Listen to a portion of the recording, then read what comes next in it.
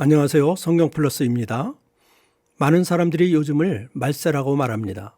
말세라는 말은 종말의 마지막 때가 가까이 왔음을 의미하고 있습니다. 그렇다면 종말은 언제부터일까요? 종말은 예수님의 십자가 사건 이후부터 예수님이 다시 오실 재림의 때까지의 기간을 종말이라고 부르고 있습니다. 말세는 그 종말의 마지막 때를 의미하고 있는 것입니다. 요한계시록 6장에 보면 예수님의 7개의 인을 떼시는 환상이 나옵니다. 그 7개의 인을 떼시는 환상의 장면들은 종말에 일어날 여러 가지 일들을 우리에게 계시하여 주고 계십니다. 그 7개의 인 중에서 첫 번째 인을 떼실 때 나타나는 환상은 무엇일까요? 요한계시록 6장 1절 내가 보매 어린 양이 7인 중에 하나를 떼시는데 그때에 내가 들으니 네 생물 중에 하나가 우레소리같이 말하되 오라 하기로 이에 내가 보니 흰 말이 있는데 그 탄자가 활을 가졌고 면류관을 받고 나아가서 이기고 또 이기려고 하더라. 네 생물은 천사들을 상징하고 있습니다. 그 중에 한 천사가 사도 요한에게 와서 보라고 말을 합니다. 사도 요한은 어린 양 예수님이 첫 번째 인을 떼실 때 흰말이 나타나는 환상을 보게 됩니다. 그 흰말을 탄 자는 활을 가지고 있었고 그는 면류관을 받고 나아가서 이기고 또 이기려 합니다. 그렇다면 이 환상의 의미는 무엇일까요? 먼저 흰말을 탄 자에 관한 해석은 크게 두 분류로 나누어서 해석을 할 수가 있습니다. 하나는 긍정적인 해석이며 또 하나는 부정적인 해석을 하는 경우입니다. 먼저 긍정적인 해석을 하는 사람들은 흰말을 탄 자가 예수 그리스도를 상징한다고 보는 것입니다. 예수님이 의의 상징인 흰말을 타고 싸우며 면류관을 받고 나아가서 이기고 또 이기신다는 해석입니다. 요한계시록이라고 하는 영화를 본 적이 있는데 그 영화에서도 흰말을 예수 그리스도로 묘사하고 있는 것을 보았습니다. 또 어떤 분들은 흰말을 탄 자가 승리한 교회 공동체나 아니면 순교자들을 상징한다고 해석을 합니다. 성도들이 의의 상징인 흰말을 타고 주님이 주시는 면류관을 쓰고 세상에 나아가서 이기고 또 이긴다는 것입니다. 그러나 흰말을 부정적으로 해석을 하는 사람들도 있습니다. 흰말은 예수 그리스도가 아니라 적 그리스도라고 보는 견해입니다. 비록 그가 흰말을 타고는 있지만 그는 예수님을 모방하는 자라고 보는 것입니다. 어떤 사람은 흰말을 탄 자를 사탄과 마귀로 해석을 하는 경우도 있습니다. 그렇다면 우리들은 어떠한 견해를 따르는 것이 좋을까요? 저는 여러 가지 견해들 중에서 흰말을 탄 자는 예수님이 아니라 적그리스도를 상징한다고 보고 있습니다. 그 이유가 몇 가지 있습니다. 첫 번째 이유는 두 번째 환상부터 나오는 뒤에 나오는 세 종류의 말들 때문입니다. 뒤에 나오는 세 종류의 말들은 모두가 부정적인 의미로 해석이 되고 있습니다. 그래서 앞에 흰 말도 부정적인 의미로 보아 적그리스도로 해석을 하는 것이 타당하다고 보는 것입니다. 두 번째 이유는 요한계시록 19장의 말씀과 구별이 되기 때문에 그렇습니다. 요한계시록 19장에 보면 백마를 탄 자가 나오고 있습니다. 요한계시록 19장 11절 또 내가 하늘이 열린 것을 보니 보라 백마와 그것을 탄 자가 있으니 그 이름은 충신과 진실이라. 그가 공의로 심판하며 싸우더라. 그 눈은 불꽃 같고 그 머리에는 많은 관들이 있고 또 이름 쓴 것 하나가 있으니 자기밖에 아는 자가 없고 또 그가 피 뿌린 옷을 입었는데 그 이름은 하나님의 말씀이라 칭하더라. 요한계시록 19장에 나오는 백마를 탄 자는 분명히 예수 그리스도를 상징하고 있습니다. 예수님이 마지막 날에 백마를 타고 심판주로 오시는 환상입니다. 예수님은 머리에 수많은 면류관을 쓰고 계십니다. 그 이유는 예수님이 만왕의 왕이 되시기 때문입니다. 또한 예수님은 피 뿌린 옷을 입고 있습니다. 그것은 예수님의 십자가 희생을 상징하고 있습니다. 이름도 하나님의 말씀이라고 되어 있습니다. 그러나 흰말을 탄 자는 그러한 상징이 없기에 요한계시록 19장에 나오는 백마를 탄 자와 구별하여 생각하게 되는 것입니다. 마지막으로 또 하나의 증거가 있습니다. 그것은 바로 그가 활을 가지고 있다는 것입니다. 히랍 신화에 보면 활을 가진 자가 나옵니다. 그는 바로 아폴로 신이었습니다. 아폴로 신의 무기는 활이었습니다.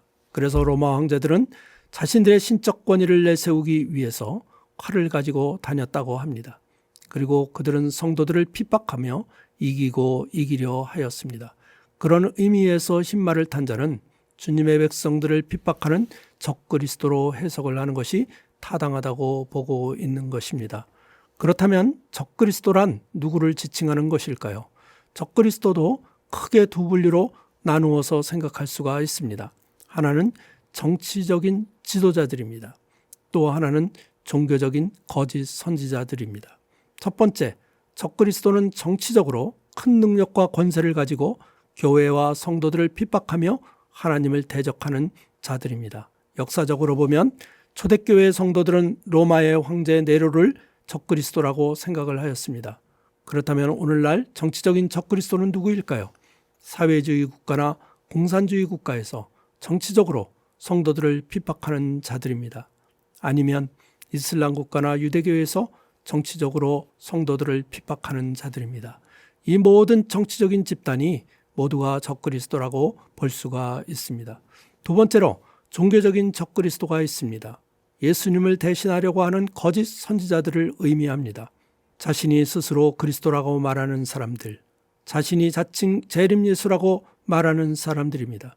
자신이 성령이며 자신이 보혜사라고 말하는 사람들입니다. 그들은 모두가 거짓 선지자들이요 거짓 그리스도들입니다. 그래서 예수님은 이렇게 말씀하고 계십니다. 마태복음 24장 23절, 그때 사람이 너희에게 말하되 보라 그리스도가 여기 있다 혹은 저기 있다 하여도 믿지 말라. 거짓 그리스도들과 거짓 선지자들이 일어나 큰 표적과 기사를 보여 할 수만 있으면 택하신 자들도 미혹하리라. 그때가 언제인가요? 종말을 의미합니다. 예수님의 재림의 때가 가까이 올수록 이러한 적그리스도들이 여기저기에서 나타날 것입니다. 그러나 예수님은 그러한 이야기를 듣더라도 그들의 말을 믿지 말라는 것입니다. 그렇다면 거짓 선지자들과 거짓 그리스도들은 특징이 무엇일까요? 그것은 그들이 큰 표적과 기사를 보여주고 미혹을 한다는 것입니다. 그들은 표적과 기적을 보여주면서 택하신 성도들을 미혹할 것입니다. 그러므로 우리들은 신앙생활을 하면서 기적과 치유와 표적을 따라다니며 신앙생활을 하는 것을 주의하여야 합니다. 오늘날 많은 사람들이 신비주의적인 신앙을 추구하다가 이단에 빠지고 미혹되고 있기 때문입니다. 예수님이 기적을 행하시는 목적은 무엇이었나요? 그분의 목표는 기적 자체가 아니었습니다. 예수님이 기적을 베푸신 이유는 그 기적을 보고 예수님을 구원자로 믿게 하기 위해서였습니다. 유대인들이 기적을 보여달라, 표적을 보여달라 할 때 예수님은 오히려 그들의 곁을 떠나신 것을 우리들이 보게 됩니다. 지금은 성경 시대입니다. 성경에 보면 수많은 기적의 이야기와 천국과 지옥에 관한 말씀들이 들어 있습니다. 우리들은 오직 성경이 전하고 있는 그 말씀들이면 충분하다고 생각이 됩니다. 더 이상 기적을 쫓아다니며 어떤 환상에 관한 이야기에 매료될 필요가 없습니다. 그런데도 우리들은 귀가 가려워서 하나님의 말씀보다는 자꾸 다른 사람들의 말을 듣고 눈에 보이는 것을 추구하려고 합니다. 그러나 그러한 신앙의 끝은 결국 이단에게 미혹되는 일뿐이 없음을 기억하여야 할 것입니다. 그러므로 우리들은 신비주의적인 신앙을 떠나 오직 성경의 말씀을 믿고 따르는 삶이 필요하다고 생각을 합니다. 초대교회 성도들은 로마 정부와 거짓 선지자들과 끊임없는 싸움을 싸웠습니다. 예수님은 그 싸움에서 이긴 자들에게 칭찬이 있을 것이며 상급이 주어질 것을 말씀하고 있습니다. 오늘날 우리나라에는 그래도 정치적인 적그리스도는 없음을 감사하게 생각합니다. 그러나 우리들 주위에는 거짓 선지자들이 너무나 많이 나타나고 있습니다. 그래서 많은 사람들이, 성도들이 이단에게 미혹이 되어 넘어가고 있는 것입니다. 그러므로 우리들은 영적 분별력을 가지고 거짓 교훈을 분별하면서 우리의 신앙을 굳건히 지켜나가야 할 것입니다. 이제 예수님께서 다시 오실 날이 가까워 오고 있습니다. 물론 우리들은 그날과 그 시는 정확히 알 수가 없습니다. 그러나 하늘과 땅에서 나타나는 그 종말의 징조들은 알 수가 있습니다. 그 첫 번째 징조가 바로 적그리스도의 출현입니다. 우리 모두 말씀과 기도로 종말에 나타날 거짓 선지자들을 잘 분별하면서 그들의 유혹에 미혹당하지 말고 끝까지 승리하며 살아가시는 모든 성도님들이 되시기를 간절히 기도합니다. 7인 중에서 두 번째 인에 관한 말씀을 나누어 보겠습니다. 2023년도 초에 미국의 핵과학자회의에서 발표한 지구 운명의 날 시계가 있습니다. 미국의 핵과학자회의는 지구의 종말이 90초 남았다고 경고하고 있습니다. 이러한 시간은 요즘 일어나는 전쟁과 기후변화로 인한 홍수와 지진과 전염병, 그리고 인간의 생명을 위협하는 신기술의 발전 등을 종합 고려하여 정한 것이라고 말합니다. 요즘 전 세계에서 일어나고 있는 이러한 전쟁과 홍수와 기근과 지진, 전염병으로 인한 자연재해는 이 세상의 마지막 날이 가까이 오고 있음을 보여주는 하나의 징조들인 것입니다. 요한계시록 6장 3절과 4절에 보면 이러한 말씀이 나오고 있습니다. 둘째 인을 떼실 때에 내가 들으니 둘째 생물이 말하되 오라 하니 이에 다른 붉은 말이 나오더라. 그 탄자가 허락을 받아 땅에서 화평을 제하여 버리며 서로 죽이게 하고 또 큰 칼을 받았더라. 어린 양 예수께서 둘째 인을 떼실 때에 사도 요한은 붉은 말을 탄 자를 보게 됩니다. 그 붉은 말을 탄 자는 땅에서 화평을 제하고 서로 죽이게 하는 역할을 하는 자입니다. 그는 또한 큰 칼을 받았습니다. 그 큰 칼은 많은 사람들을 죽이는 일에 사용이 될 것입니다. 붉은 말의 색상은 분쟁의 결과인 피를 상징하고 있습니다. 종말에는 사람들이 서로 분쟁을 일으키면서 서로가 서로를 죽이고 죽게 할 것이라는 의미입니다. 그렇다면 이러한 분쟁의 원인은 무엇일까요? 분쟁에는 두 가지 이중적 개념이 있습니다. 하나는 사탄이 일으키는 분쟁이 있고 또 하나는 예수님이 일으키는 분쟁이 있습니다. 그렇다면 먼저 사탄이 일으키는 분쟁은 무엇일까요? 사탄이 일으키는 분쟁은 사람들을 파멸로 이끌어가는 분쟁입니다. 크게는 나라와 나라가 민족과 민족이 서로 싸우는 전쟁입니다. 인류의 역사는 전쟁의 역사라고 볼 수가 있습니다. 역사적으로 보면 전쟁을 하지 않은 날이 하루도 없었다고 합니다. 오늘날도 전 세계 여기저기에서 분쟁과 전쟁이 끊어지지 않고 있습니다. 사탄은 온 나라가 서로 대적하며 싸우도록 분쟁을 일으키고 있는 것입니다. 그뿐만 아니라 종교적인 전쟁도 일으키고 있습니다. 유대교와 이슬람교가 싸우고 이슬람교와 기독교가 싸우고 있습니다. 종교만 아니라 서로 인종이 다르다는 이유로 서로 출신 지역이 다르다는 이유로 분쟁이 일어나고 있습니다. 서로 사상이 다르고 이념이 다르다고 하여 싸우고 있습니다. 오늘날 좌파와 우파가 싸우고 보수와 진보가 대립하며 싸우고 있습니다. 이러한 전쟁과 분열의 기운은 마침내 가정과 교회 안으로도 침투하여 들어오게 됩니다. 사탄은 부모와 자녀와 형제 그리고 이웃들이 서로 대립하게 합니다. 교회 안에서도 성도들이 서로 다투며 질투하며 미워하며 싸우게 합니다. 이와 같이 사탄은 땅에서 서로 분쟁을 일으키면서 개인과 가정과 교회와 사회와 민족과 나라들이 서로 파탄에 이르도록 하고 있는 것입니다. 이것이 바로 종말에 일어날 하나의 징조입니다. 이솝의 우화에 보면 이러한 이야기가 나옵니다. 어느 들판에 4마리의 황소가 한가롭게 뛰놀고 있었습니다. 황소는 풀을 뜯을 때마다 잠을 잘 때도 늘 함께하였습니다.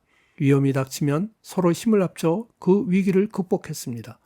그런데 사자 한 마리가 황소들을 호시탐탐 노리고 있었습니다. 그러나 4마리를 한꺼번에 상대하기에는 힘에 겨웠습니다. 어느 날 사자는 약간 떨어져 있는 황소에게 다가가 귓속말로 속삭입니다. 다른 소들이 내 흉을 보더라. 사자가 다른 소들에게도 차례로 거짓말을 했습니다. 그때부터 4마리의 황소는 서로를 불신하기 시작합니다. 황소들은 서로 새 친구가 자신을 왕따시킨다고 생각하였습니다. 그리고 결국 황소들은 뿔뿔이 흩어지게 됩니다. 그 후에 사자는 황소를 하나씩 공격해가며 4번의 멋진 식사를 할 수 있었다는 이야기입니다. 사자는 황소의 마음에 불신의 씨앗을 던져 그들을 공격한 것입니다. 종말에 일어날 사탄의 전략도 이와 마찬가지라는 이야기입니다. 사탄은 가정과 교회를 허물기 위해 우리의 마음에 불신의 씨앗을 심어줄 것입니다. 그래서 서로 간에 분열을 일으켜 그 공동체를 무너뜨리려고 할 것입니다. 그러므로 우리들은 서로에 대한 사랑과 믿음을 잃지 말아야 합니다. 어려울 때일수록 주 안에서 하나가 되어야 합니다. 그래서 우리 모두가 사탄의 계략에 말려들지 말고 사랑과 화평한 가정, 사랑의 교회 공동체를 만들어가야 할 것입니다. 두 번째로 예수님이 일으키는 분쟁도 있습니다. 누가복음 12장 51절 내가 세상에 화평을 주려고 온 줄로 아느냐? 내가 너희에게 이르노니 아니라 도리어 분쟁하게 하려 함이로라. 이후부터 한 집에 5사람이 있어 분쟁하되 셋이 둘과 둘이 셋과 하리니 아버지가 아들과 아들이 아버지와 어머니가 딸과 딸이 어머니와 시어머니가 며느리와 며느리가 시어머니와 분쟁하리라 하시니라. 여러분, 이 말씀이 이해가 되시나요? 예수님은 세상에 화평을 주려고 온 것이 아니라고 합니다. 오히려 분쟁을 일으키게 하시기 위해서 오셨다는 것입니다. 그래서 한 집안의 식구들끼리 서로 싸우게 될 것이라고 말씀합니다. 예수님 때문에 가정과 교회와 세상에 분쟁이 일어날 것을 말씀하고 있습니다. 그렇다면 이 말씀의 의미는 무엇일까요? 예수님이 일으키는 분쟁은 사탄과는 전혀 다른 분쟁입니다. 사탄이 일으키는 분쟁은 서로를 죽이게 하는 분쟁이죠. 그러나 예수님이 말씀하시는 분쟁은 진리의 싸움을 싸우라는 것입니다. 생명을 살리기 위한 진리의 싸움을 싸우라는 분쟁입니다. 예수님이 미워하시는 화평은 성도들이 세상과 결탁하는 화평입니다. 진리를 떠나 세상의 원리를 따르며 편안하게 살아가고자 하는 화평입니다. 그러나 예수님은 우리들에게 진리의 싸움을 싸우라고 하십니다. 그러면서 우리들에게 주신 것이 하나가 있습니다. 그것은 바로 말씀의 검입니다. 마태복음 10장 34절 내가 세상에 화평을 주러 온 줄로 생각하지 말라. 화평이 아니요 검을 주러 왔노라. 여기에서 검이 무엇인가요? 하나님의 말씀입니다. 예수님은 우리들에게 하나님의 말씀을 주셨습니다. 그리고 그 하나님의 말씀을 가지고 진리의 싸움을 싸우라고 하십니다. 그런데 그 말씀으로 진리의 싸움을 싸우다가 보면 분쟁이 일어날 수밖에 없습니다. 가정에서도 직장에서도 사회에서도 성도들은 수많은 갈등과 분쟁을 겪게 될 것입니다. 우리들이 예수님을 믿으면 제일 먼저 분쟁이 생기는 것은 무엇일까요? 우리나라에서는 특히 제사 문제가 있을 것 같습니다. 제사를 지내야 할까 말아야 할까? 그동안 지내오던 제사를 안 지내면 가족들과 친척들 간에 갈등에 직면하게 될 것입니다. 그래서 가족들 간에 분쟁이 일어나게 되는 것입니다.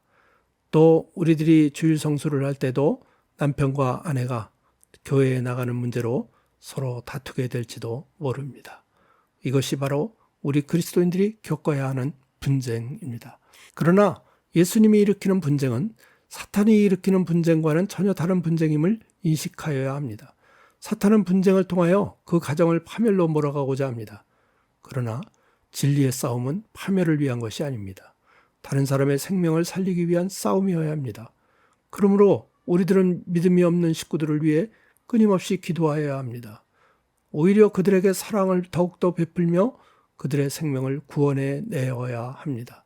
그래서 진리의 싸움에는 인내심이 필요하고 지혜가 필요합니다.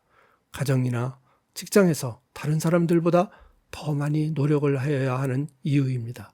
그래서 우리들이 진리의 싸움에서 승리하는 성도들이 되어야 하기 때문입니다. 성경에는 세 종류의 검과 칼을 보여주고 있습니다. 첫째는 요한계시록 6장에 나오는 붉은 말을 탄 자가 가진 칼입니다. 그 칼은 많은 사람들을 죽게 하는 칼입니다. 그 칼은 종말의 사람과 사람들 사이의 분쟁을 일으키며 세상의 화평을 제하고자 하는 칼입니다. 그런데 두 번째, 요한계시록 19장에 나오는 검이 하나가 있습니다. 백마를 탄 자가 가진 검입니다. 그 백마를 탄 자는 마지막 날의 심판자로 오시는 예수 그리스도를 상징하고 있습니다. 그런데 그 백마를 탄 자의 입에서 나오는 예리한 검이 있습니다. 그 검은 바로 하나님의 말씀을 상징합니다. 예수님은 마지막 날에 그분의 입에서 나오는 말씀으로 세상을 심판하실 것을 말씀하고 계시는 것입니다. 마지막으로 오늘날 예수님께서 우리 성도들에게 주신 검이 있습니다. 그 검은 바로 하나님의 말씀입니다. 예수님은 하나님의 말씀으로 진리의 싸움을 싸우라고 우리들에게 주신 것입니다. 악한 영과 미혹의 영들을 물리치고 승리하라고 주신 것입니다. 오늘날 여기저기에서 전쟁과 난리의 소문이 들리고 있습니다. 그러나 이러한 모든 전쟁과 분쟁은 종말에 일어날 하나의 징조들입니다. 그렇지만 우리들은 두려워하지 말아야 합니다. 우리들이 두려워해야 할 분은 오직 예수 그리스도입니다. 그분만이 모든 사람의 심판자가 되시기 때문입니다.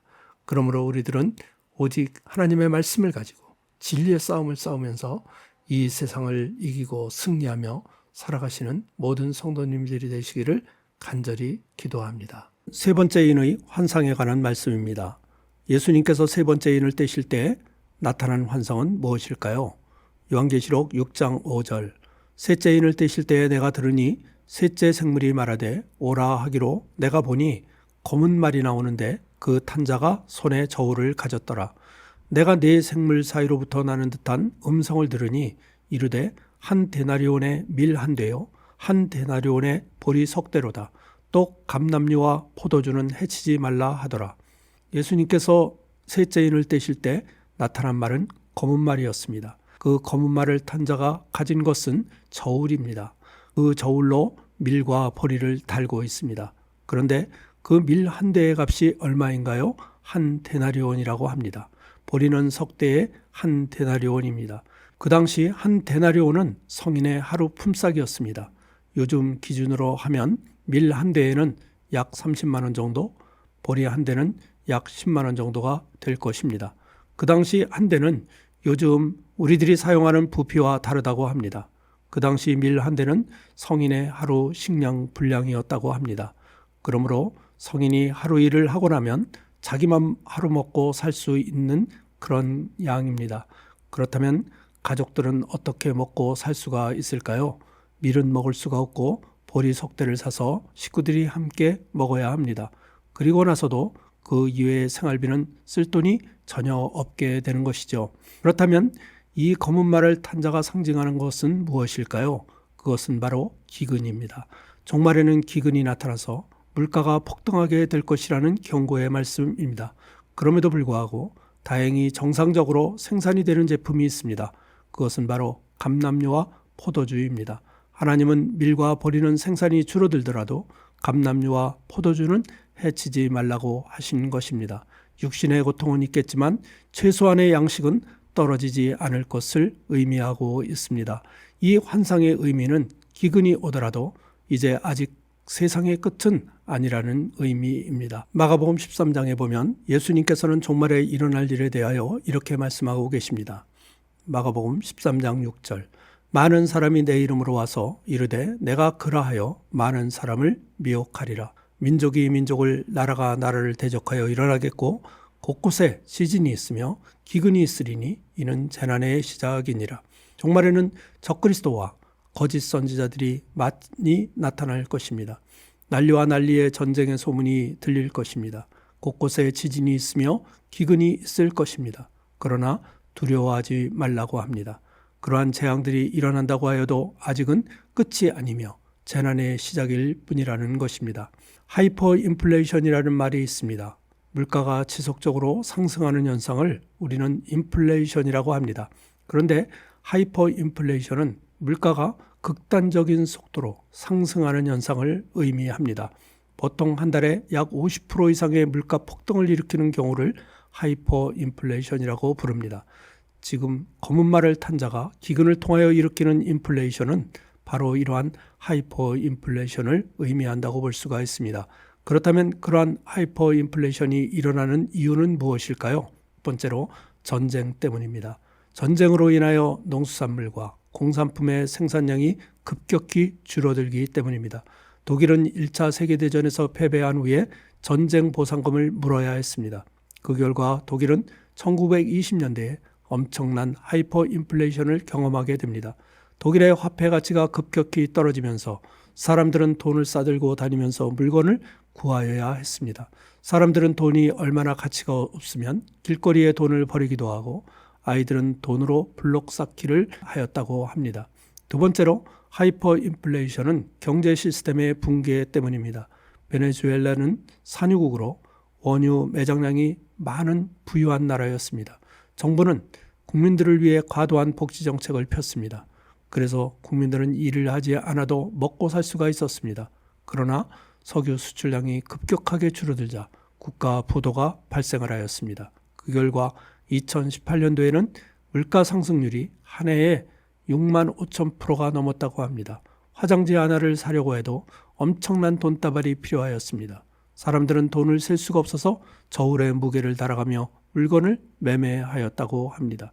세 번째로 하이퍼 인플레이션은 기후변화로 인한 홍수와 지진과 기근 때문입니다. 요즘 세계 경제는 기후변화로 인한 재해가 끊어지지를 않고 있습니다.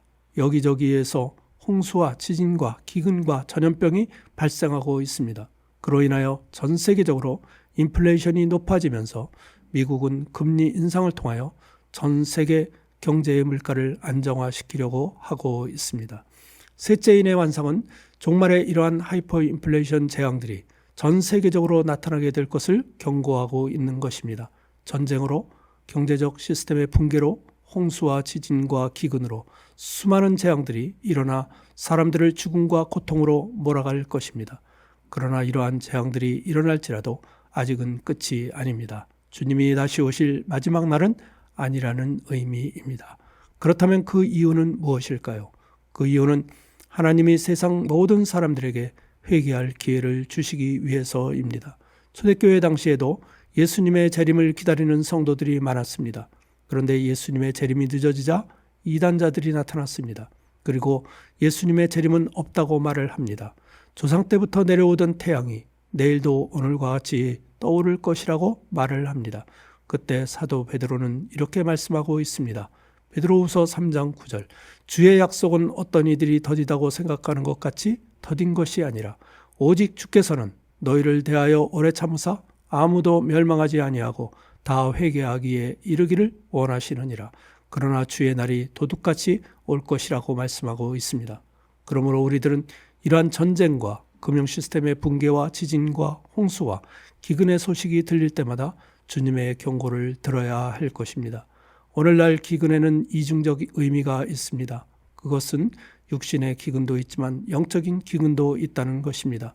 영적인 기근은 육신의 기근보다 더 무서운 기근입니다. 육신의 기근은 먹고 마실 양식과 물이 없는 데서 오는 갈급함입니다.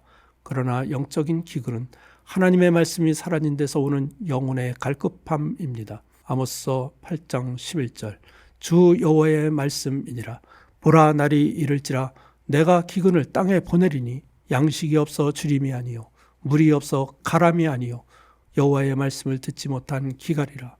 사람이 이 바다에서 저 바다까지 북쪽에서 동쪽까지 비틀거리며 여호와의 말씀을 구하려고 돌아다녀도 얻지 못하리니 그날에 아름다운 처녀와 젊은 남자가 다 갈라여 쓰러지리라. 남유다 백성들은 바벨론의 포로가 되어 이러한 하나님의 말씀에 대한 영적인 기갈을 경험하였습니다. 그들은 바벨론 땅에서 먹을 것과 마실 것이 없어서 갈증을 느낀 것이 아닙니다. 그들은 더 이상 하나님의 말씀을 듣지 못하였기 때문에 고통을 받았습니다. 그들이 하나님의 말씀을 들을 수 없게 되자 이스라엘 백성들은 삶의 희망과 소망이 사라지게 됩니다. 이스라엘 백성들은 왜 이와 같은 영적 기근을 경험하게 된 것일까요? 그것은 그들이 하나님의 말씀에 순종을 하지 아니하였기 때문입니다. 하나님의 말씀을 듣지도 아니하였고 들으려고 하지도 않았기 때문입니다. 그 결과 그들은 바벨론에 끌려가게 되고 그곳에 가서야 비로소 하나님을 찾게 된 것입니다. 시편 137편은 이스라엘 백성들의 영적 기갈 상태를 잘 보여주는 노래입니다. 1절 우리가 바벨론의 여러 강변 거기에 앉아서 시온을 기억하며 울었도다. 그 중의 버드나무에 우리가 우리의 수금을 걸었나니 이는 우리를 사로잡은 자가 거기서 우리에게 노래를 청하며 우리를 황폐하게 한 자가 기쁨을 청하고 자기들을 위하여 시온의 노래 중 하나를 노래하라 하미로다. 이스라엘 백성들은 바벨론의 포로로 잡혀가서야 비로소 자기들이 예루살렘에서 누렸던 평강과 하나님의 은혜가 얼마나 귀한가를 깨달았던 것입니다. 그러므로 우리들은 평안할 때 오히려 하나님의 말씀에 귀를 기울여야 합니다. 그래야 우리들이 영적 기근 상태에 빠지지 않을 수가 있습니다. 오늘날 종말을 살아가는 우리들에게는 하루가 멀다 하고 전쟁과 홍수와 지진과 기근과 전염병의 소식이 들려오고 있습니다. 그러나 두려워하지 마시기 바랍니다. 그러한 소식은 재난의 끝이 아니라 시작일 뿐입니다. 그러나 종말을 살아가는 우리들이 가장 두려워해야 할 것은 육신의 기근이 아니라 영적인 기근입니다. 우리들에게서 하나님의 말씀이 떠나면 우리들은 희망과 소망이 사라지게 됩니다. 아무리 육신의 건강과 물질적인 부유함이 있어도 아무 소용이 없습니다.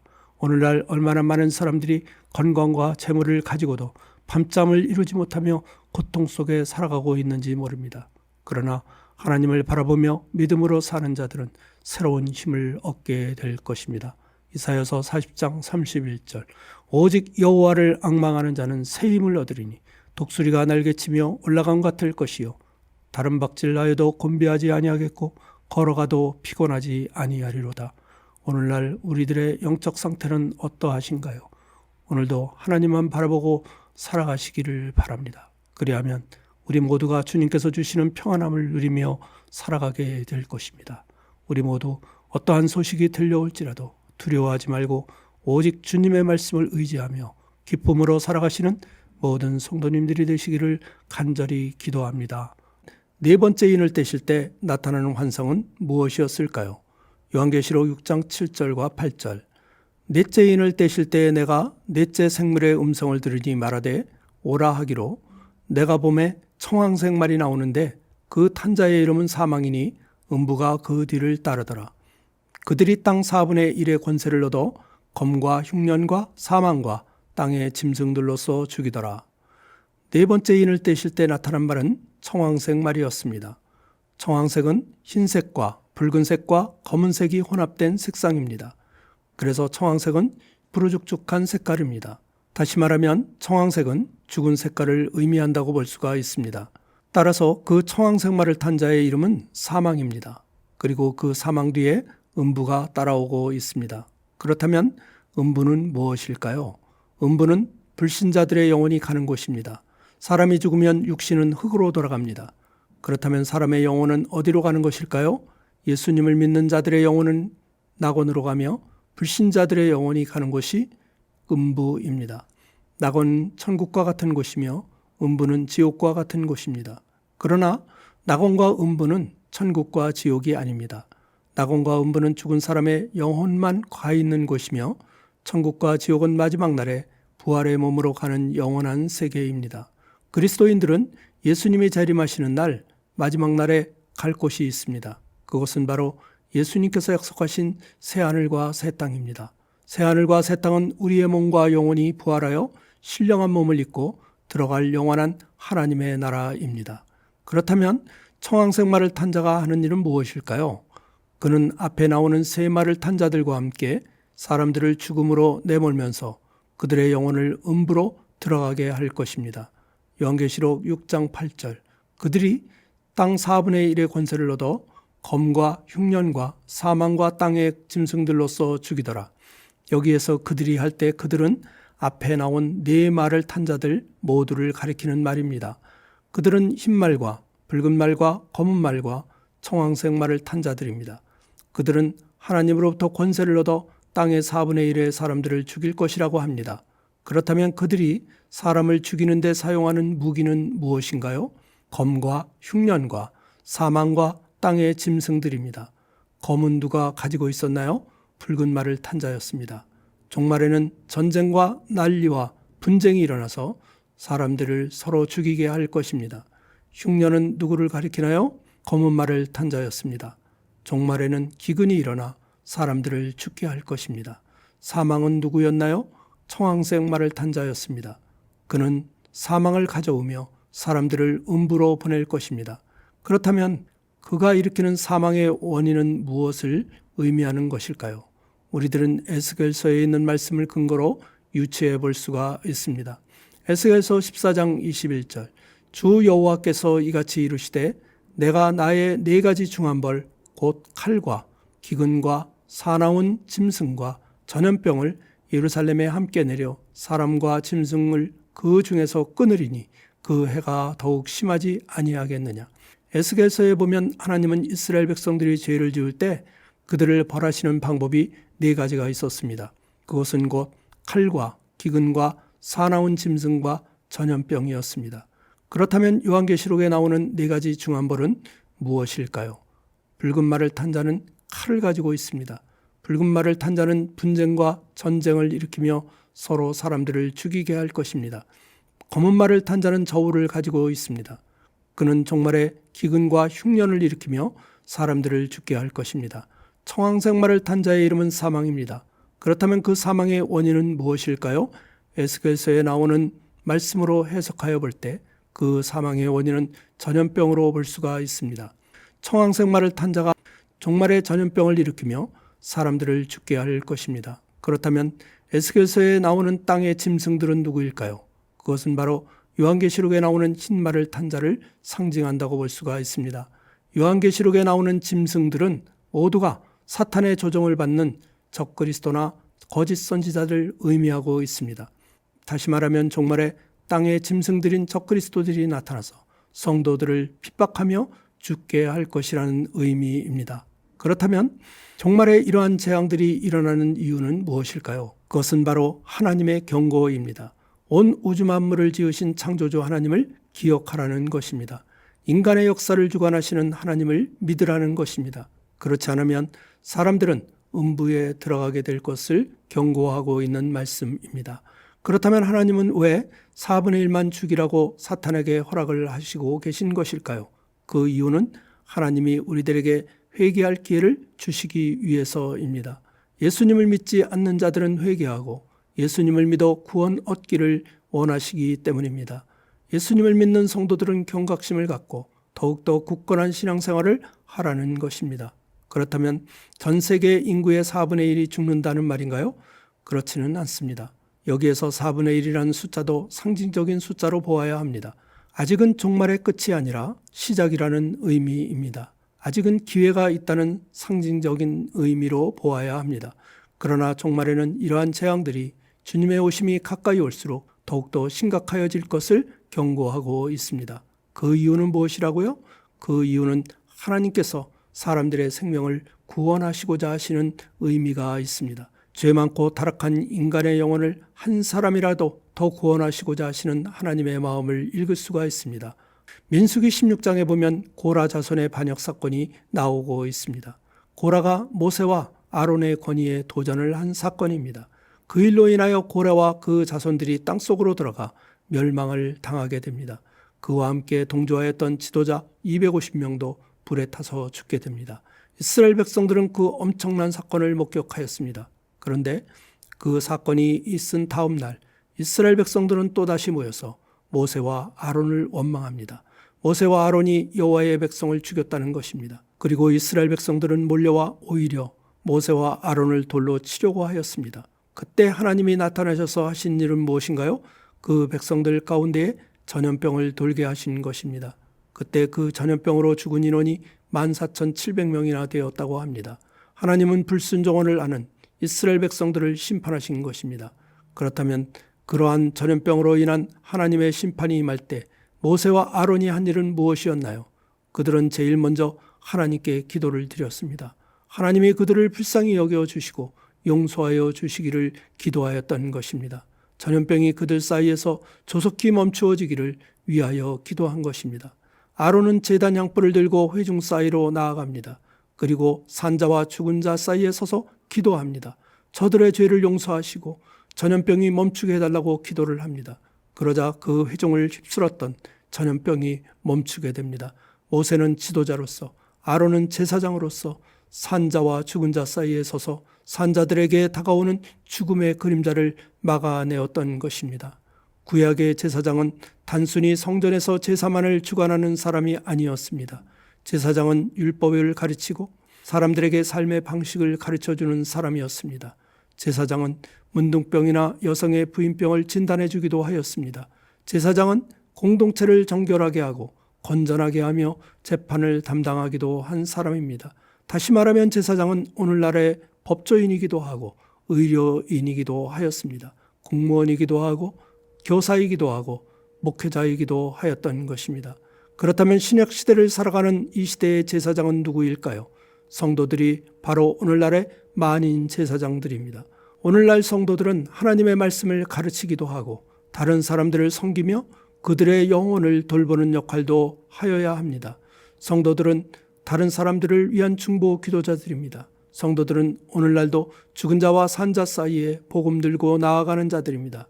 오늘도 죽음의 그림자가 산 자들에게 다가올 때 당당히 그 한복판에 서서 그 죽음의 그림자를 막아내는 자들이 되어야 합니다. 성도들은 각자의 일터에서 만인 제사장의 역할을 감당하여야 합니다. 가정에서, 일터에서 우리들에게 맡겨주신 사명을 감당하여야 합니다.